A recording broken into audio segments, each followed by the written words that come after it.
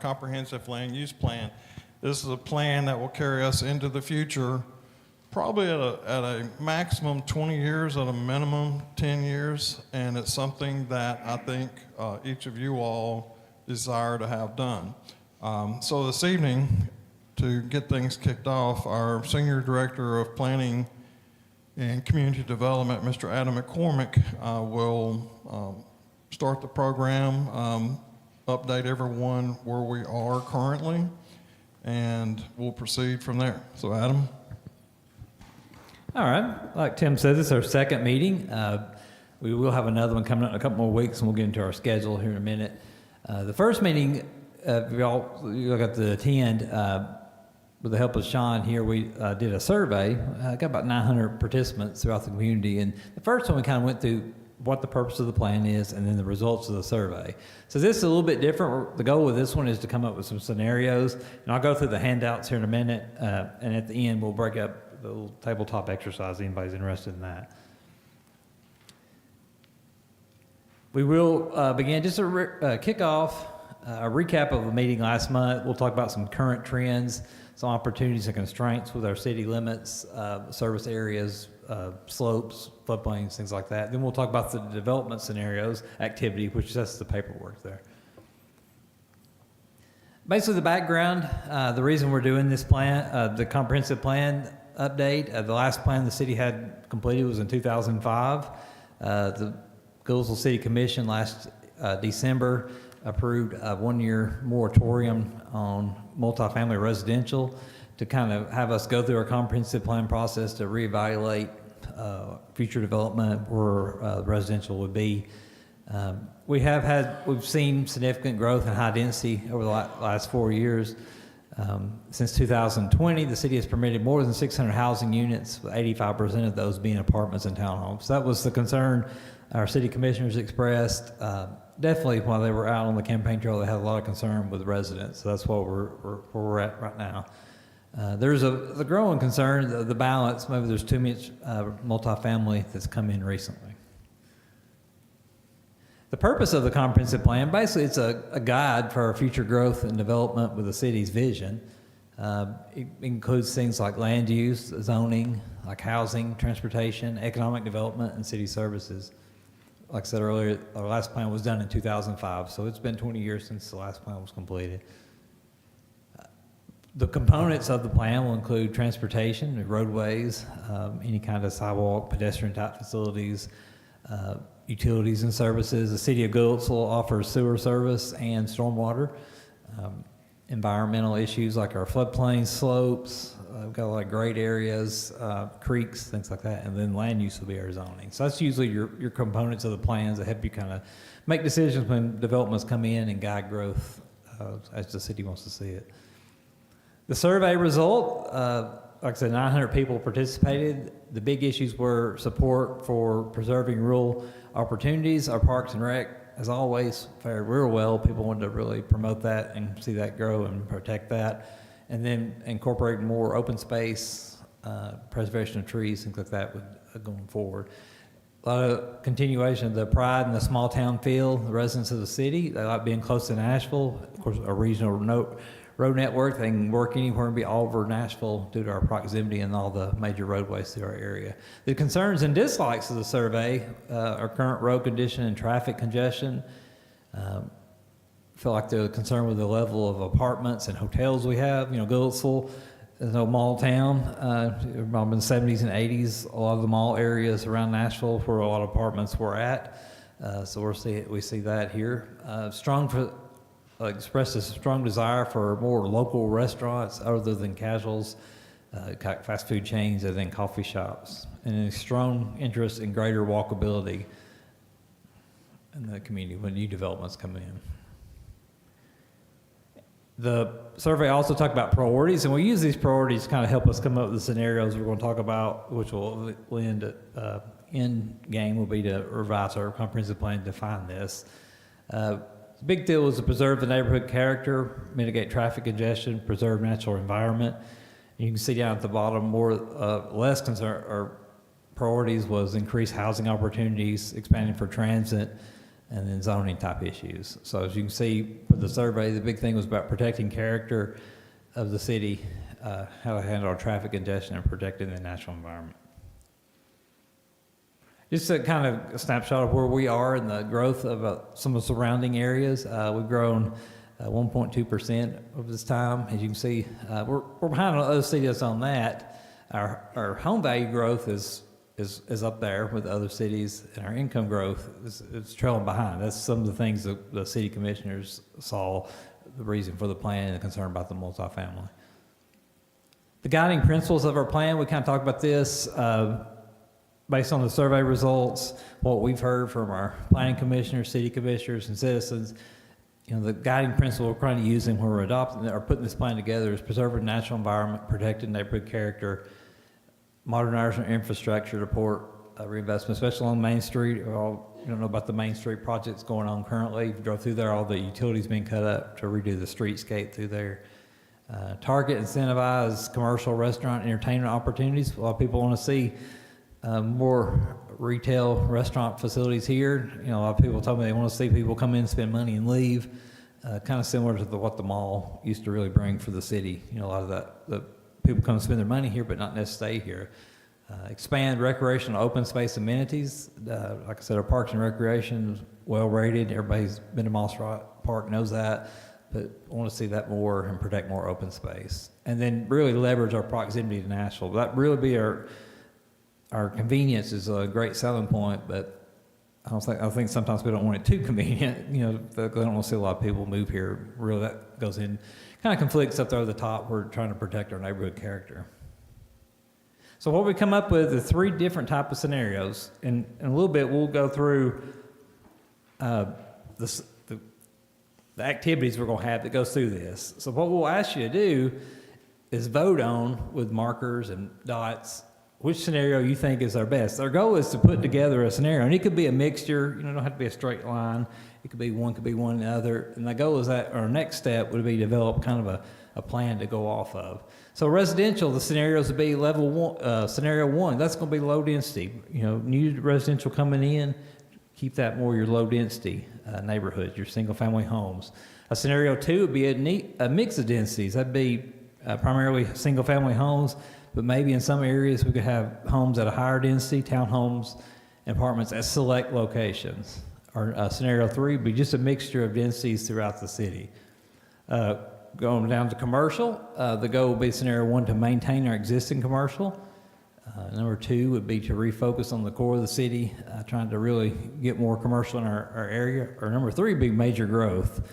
Want to see a lot of new restaurants coming in, new retail, maybe expand our commercial areas. Industrial, we don't have a lot of industrial, but we do have a couple distinct areas. One would be to maintain the existing. Scenario 2 would be minimum growth, or number 3 would be more modest growth. Sewer, the city operates a sewer service here. The scenario 1 would be to maintain our existing system.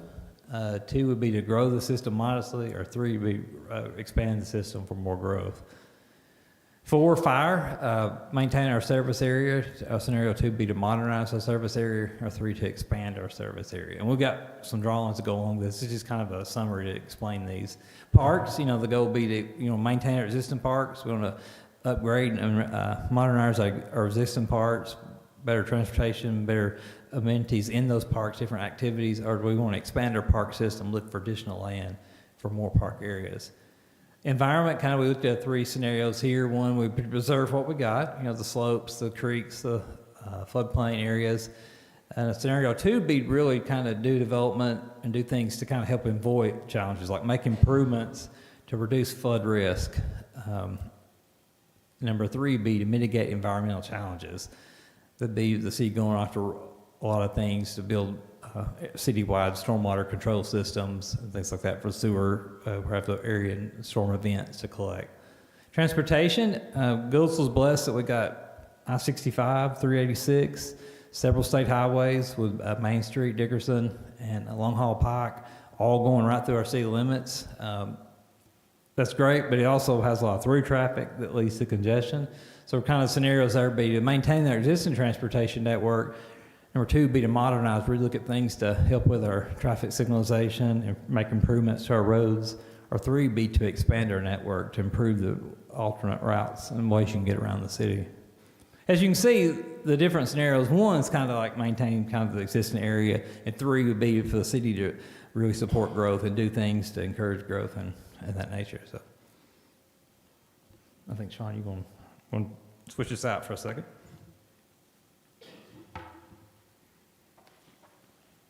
All right, thank you, Adam. So at our kickoff meeting, Adam highlighted a number of the trends that we talked about. We did population growth over time, income growth. We focused on some of the home values and how those have changed over time, as well as affordability.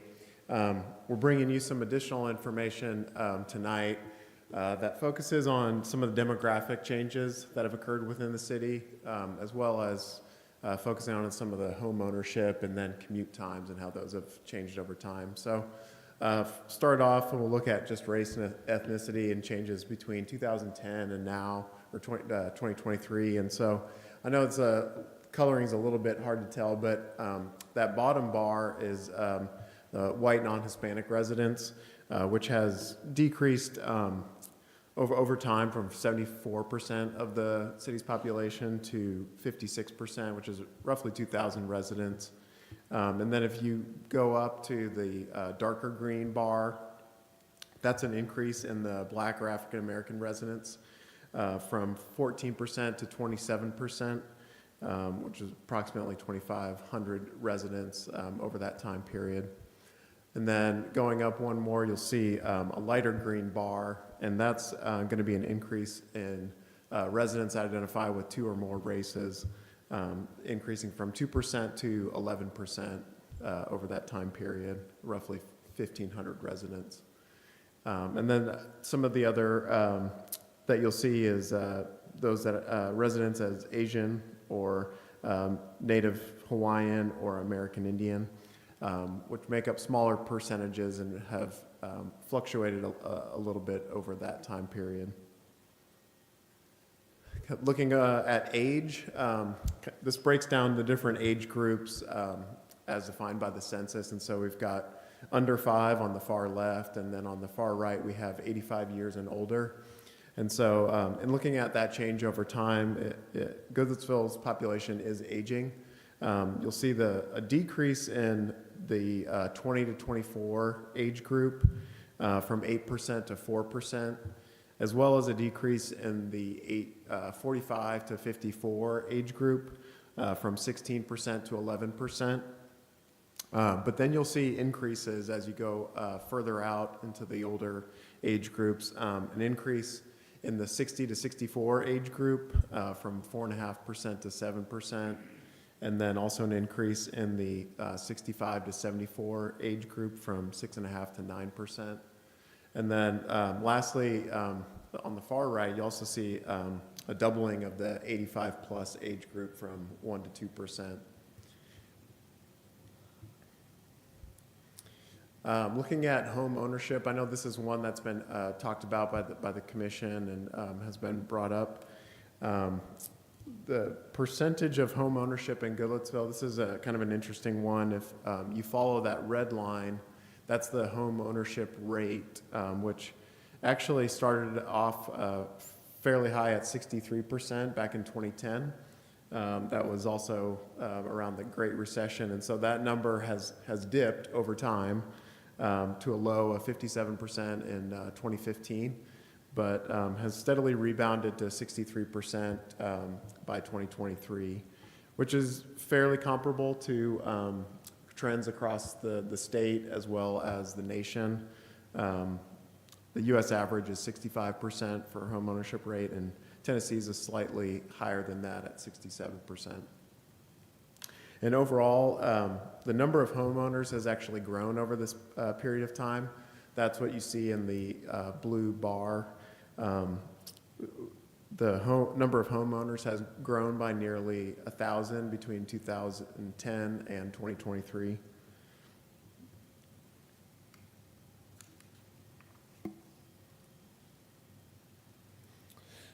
This is the one that Adam mentioned about the new residential permits over the last 4 years. There's been about 600, but 85% of those have been multifamily residential, so a lot of growth in, a lot of these are still being built, but a growth in that multifamily residential.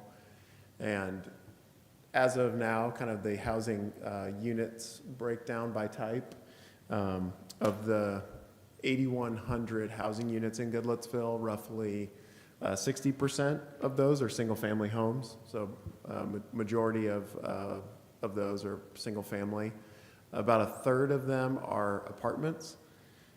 About 6% are townhomes, and then 2% are assisted living units.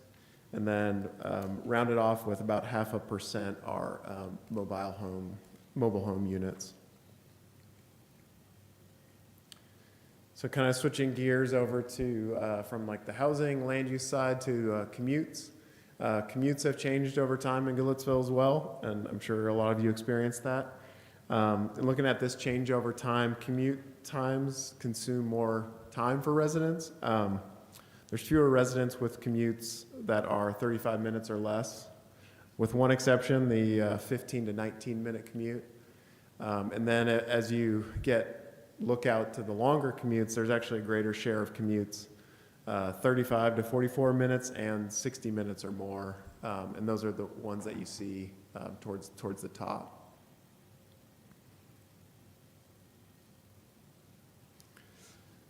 So kind of continuing on to some of the existing trends, we're going to talk about some of the opportunities and constraints that are helping us shape what goes into this comp plan, kind of the main elements. And so we'll start with the environmental constraints.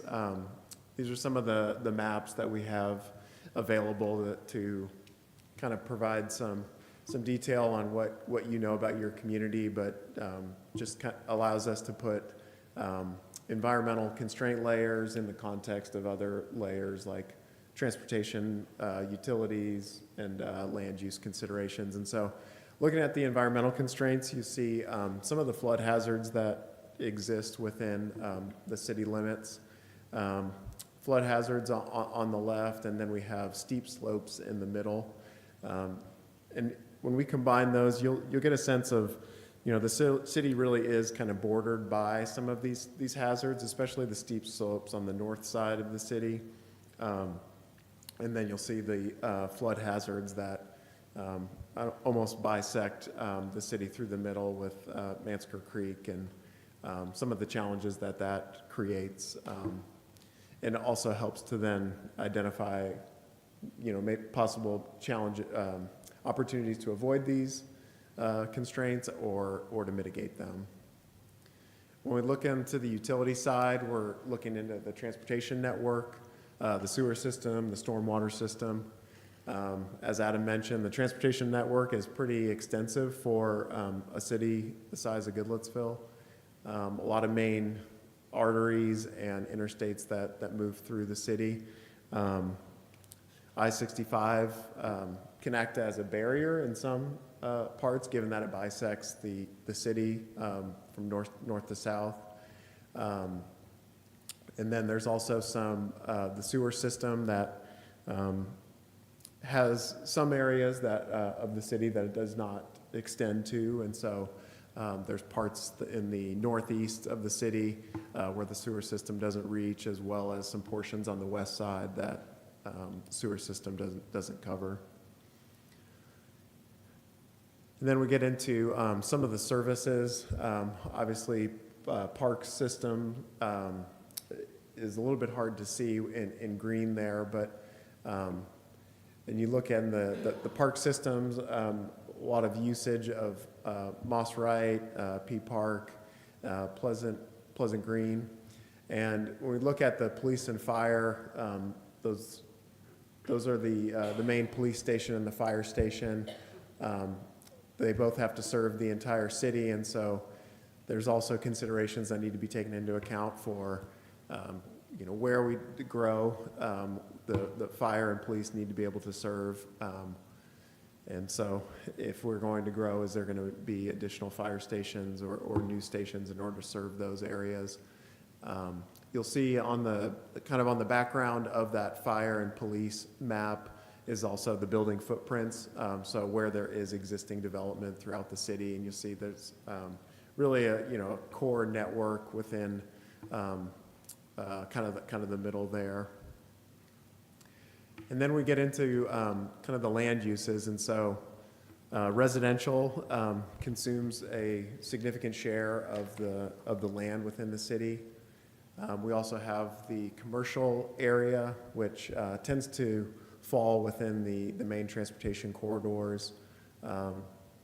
And that red that you see is actually the commercial overlay that kind of when we refer to the core is what we're talking about along Main Street, Long Hollow Pike, as well as Rivergate.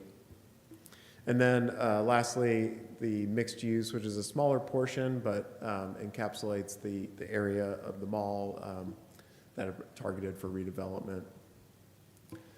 So when we break that down on an acreage basis, we're looking at about 70% of the land is dedicated to low density residential. About 70% for low density residential, about 8% for medium to high density residential, about 4% for public land, 2% for mixed use, 9% for industrial, and 8% for commercial. And so kind of when we bring it back all together, when we're discussing this comp plan, we're trying to be comprehensive in this and capture the different elements that make up our city. And so as we break into this exercise, we'll have some maps up here to help guide your preferences and your priorities, but be thinking about some of the environmental constraints that we're working with, where some of the existing utilities and services are, that are already there to serve residents, and then also those land use considerations, which as we continue to grow into the future, where those residential or industrial or commercial areas are going to be.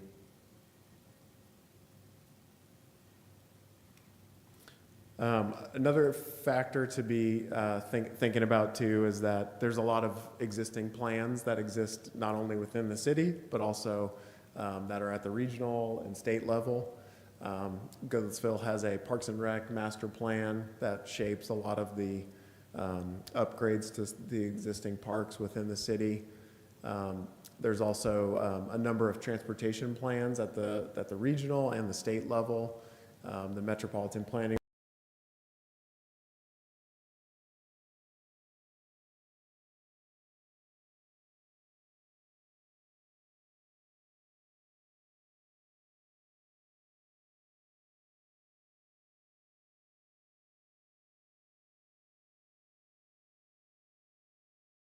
organization coordinates a lot of the federal transportation investments that occur within the Middle Tennessee region, and they have a long-range plan that identifies projects that are going to be moving forward, such as Main Street. Also included in that is the Tennessee Department of Transportation's investments, like the widening of I-65, and they have their own 10-year plan that kind of guides what their priorities are going to be over the short term and the long term.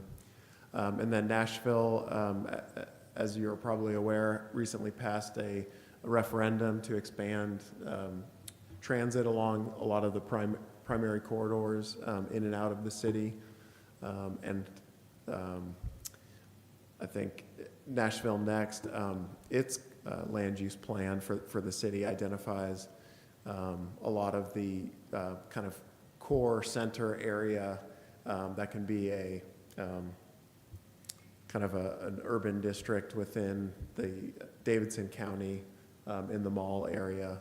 And so kind of being aware of those existing plans and how they tie in to Goodlettsville's priorities is important to consider as we identify our priorities and preferences for the future. So I'll turn it back here to Adam to get us ready for the activity. All right, so one of the handouts y'all see up here, there's three handouts. One of them will be this. And at the tables here, I got markers. So the goal would be for y'all to come vote and leave with us in the box there to go, come for us to gauge people's thoughts. Basically, it's like the traffic signals, red through green. Green be the ones you all basically agree with the most and think the city ought to progress for. Red be the ones definitely you don't want to see. And yellow is kind of like in between. You feel like maybe I feel one or the other. And you can go across, like you can pick one here and there. So we just want to get your take on that. So those are the development scenarios we talked about earlier. That's what those were, the different three scenarios we went through. We'll be here with any questions on these, but that's what that activity will be. And then also on the second sheet, kind of areas, there'll be red and blue dots on the tables up here. You can use a marker. Kind of areas you think the city are set aside for preservation. Try to promote more open space. We marked the natural areas. We'll leave this slide up because it was kind of hard to see what those natural constraints would be. And then also flip side of that be areas where you feel like development should occur in the city. I mean, it's not scientific or anything. Just dot it up for us. Get your take on it. It's really kind of where you all can participate in this program. So. Next steps, tonight is our second meeting. We will have our next meeting will be June 2nd. Our planning commission meeting starts at 5 o'clock that evening. Pretty light agenda, so we're going to kind of, at the end of that agenda, we're going to have our third meeting, probably roughly 6 o'clock, same deal. The goal would be at that meeting, go through the scenarios, tally that up, and be able to prepare like an outline we're coming forward with. And the goal with that meeting, we'll have our city commissioners and planning commissions there to kind of look at it, review, give us comments. And the goal with that is to develop an outline that we will, over the next couple of months, see if we'll have another meeting for a little bit to actually prepare the plan based on the input we got from the survey, this scenario tonight also. So, before I end, it's a public meeting. All our public meetings, of course, in this scenario, we want public comments, what we're doing this for. If there's anybody that wants to speak in front of the crowd, it's the time of the meeting where you have public forum comments. We don't have any board members. There's no action to be taken out. This is what this meeting's for. So if you want to get them to speak, just be time if multiple people want to speak. But after we do the public forum or the public hearing, we'll break, have these tables up here. We'll answer questions. Y'all can fill out your forms. Make any kind of comment you want to do. And also put a comment, if you want to write something up, if you prefer doing that and leave with us just to get your take on something, please do that also. So try to some people like to speak, other people like to write it down. So we'll go ahead and open it up for anybody that wants to speak in front of the group.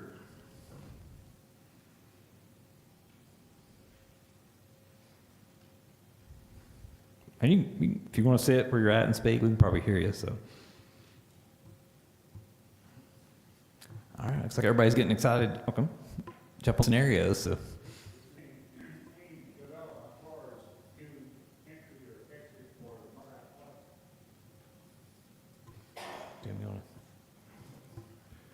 Okay, sir, to answer your question, there is no other egress, ingress. However, in the park master plan that was adopted, there is a long-term egress, Madison Creek out to the right. Like nowhere close to being constructed, but it's a range master plan there. All right. The overpass on 41 and going north toward Fairfield, Mm-hmm. road overpass, what's the latest on that? Because we heard years ago that they were going to change that to 4 lanes, and it's still 2, which is not acceptable. Well, 2 going one way and 1 the other. And I understand the part about not being acceptable, not passing the buck, yes, but that's a highway. We have very little control over it. In the original 10-year plan that TDOT issues, that was scheduled to be rebuilt in 2027, and it would be a 5-lane road with sidewalks going under it.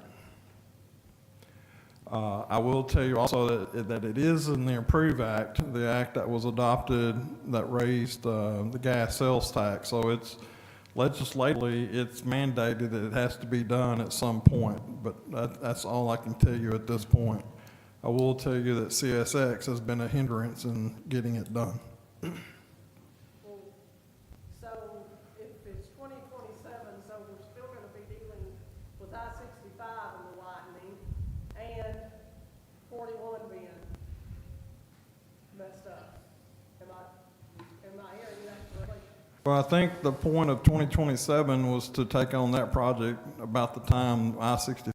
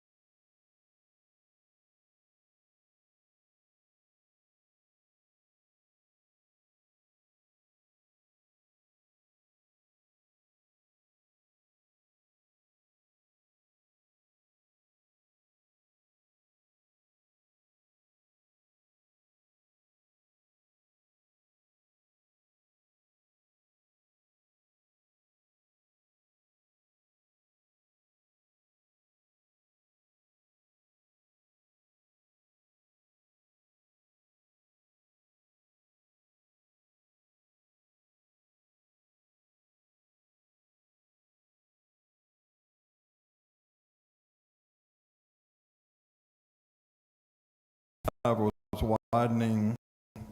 winding down so that they weren't going on at the same time. And for funding reasons, my understanding. Just funding also, yeah. These services, roads, and then the middle of town, we've defined as our commercial core. Those are the areas for future high density going forward. I have a comment and a question. I think the comment is I feel like the survey findings are very clear in the desires of the community. So I think just my comment would be that asking our elected officials to follow those recommendations. My second question is there any opportunity or do we have any say in defining low density?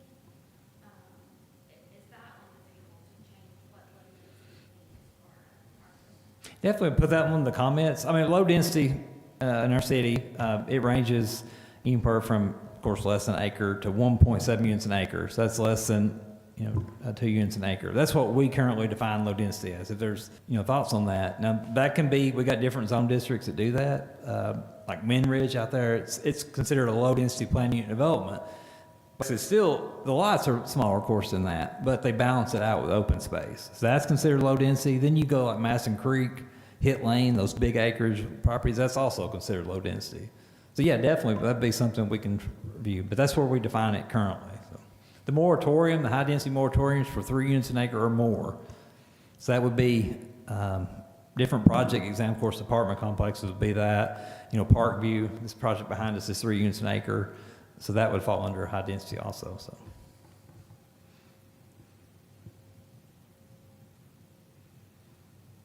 what we'll do, definitely come up, and we'll be here if there's any more questions. I mean, more one-on-one, but pick a table, please fill out one of these forms. You don't have to put your name on it or anything.